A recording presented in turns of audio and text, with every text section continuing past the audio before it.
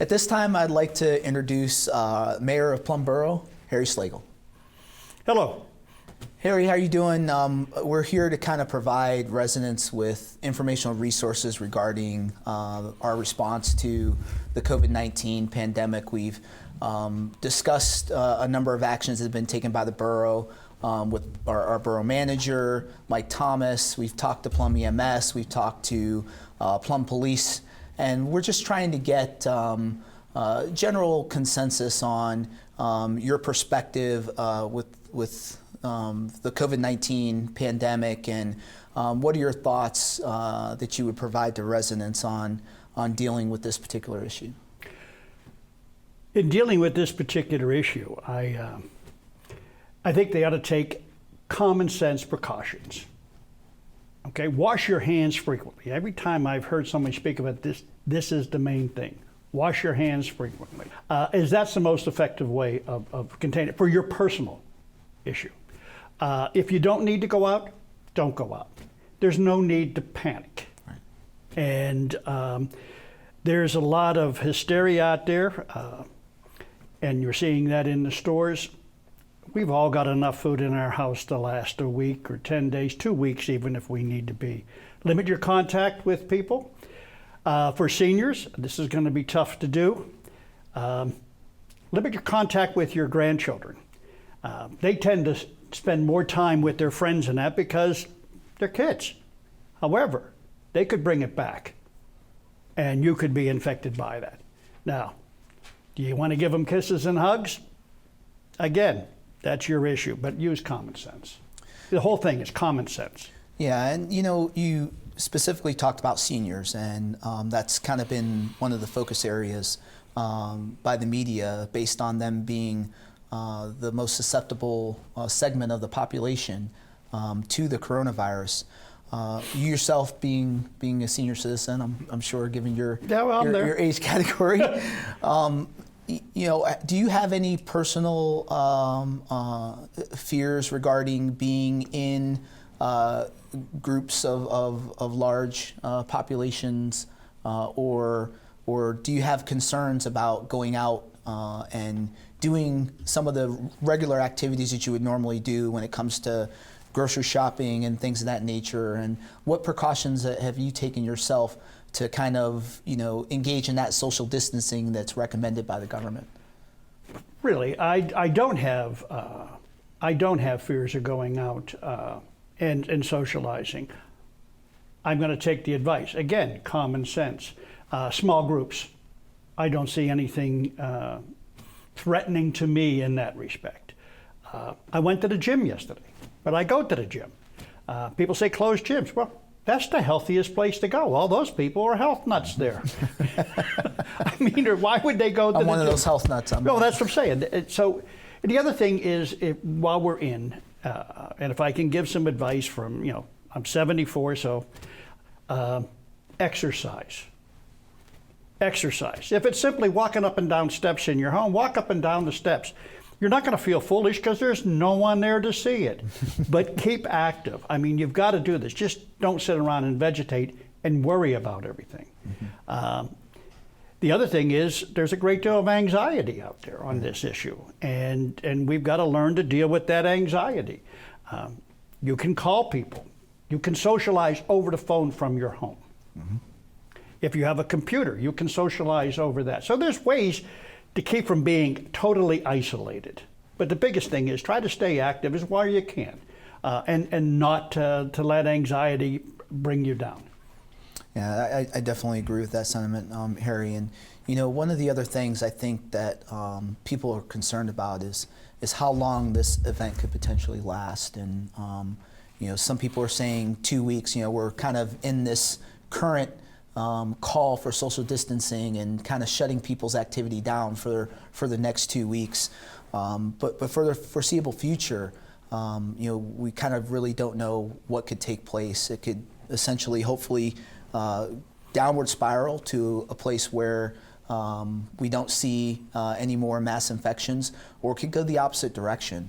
What are your thoughts on what the future holds for us as residents, and what type of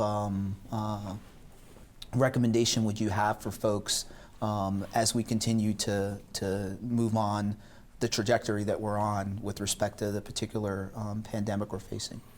I think with containing it the way with the actions we're taking now. How long? I'm not a medical expert. However, if it's like the flu, it's going to go away in warm weather. However, like the flu, it's going to come back in the fall and in the winter. So, and they're testing, vaccinating people. They're looking for not a cure for it, but well, I guess it is a cure. But that's not going to be ready in mass quantities until next year. Right. And again, that's the next flu season. So, being an optimist, I think this is all going to go down in a month when the weather starts to warm up and flu season comes to an end. Right. So one of the things that we're doing, as you're aware, we're gonna hold a meeting this evening, mm-hmm. And it's kind of a very unique meeting that we're gonna do virtually. First time that we've engaged in this type of a virtual meeting, where we're going to be leveraging our technology in order for us to participate in a normal council forum. And I guess I use the word normal in quotations, because we'll all be participating virtually, leveraging our iPads and our Teams technology. What are your thoughts on, and I know we haven't had the meeting yet, but what are your thoughts on being able to leverage technology to ensure continuity of government during times like these? Technology is good, yes.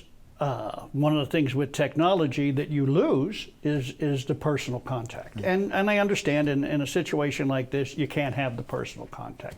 And the more personal interaction, rather than sitting there looking at a screen and someone is however far distant away. So without that personal contact, I find the meetings are going to be effective, but not as effective. Personal, right. Yeah, it's not as personal. And on council, when we have our meetings here and we're dealing with each other as individuals and hearing what everybody else is saying on those issues, that's a more personal experience, and I get a lot more out of that. Right. Now, this will be my first time doing it. And like a lot of seniors, I'm going to have some help trying to maneuver through that iPad. So I may drop offline or come back. I don't know yet, but we'll give it a shot tonight. This is the first time for myself. Right, right. That's a great perspective, and hopefully we'll be successful in conducting the meeting, and hopefully we won't have to continue to have meetings like that. Yes. Because I would agree with you. I like the ability to interact personally, not only with members of council, but with members of the borough that mm-hmm. come to the meetings. So sure. I think that's important. We need that feedback. Otherwise, we're operating in a bubble. Right. And what happens in a bubble, you usually fall off a cliff somewhere. Right. Absolutely. And that's what we need to have here. The other thing I want to caution people about this is, we all understand what a lemming is.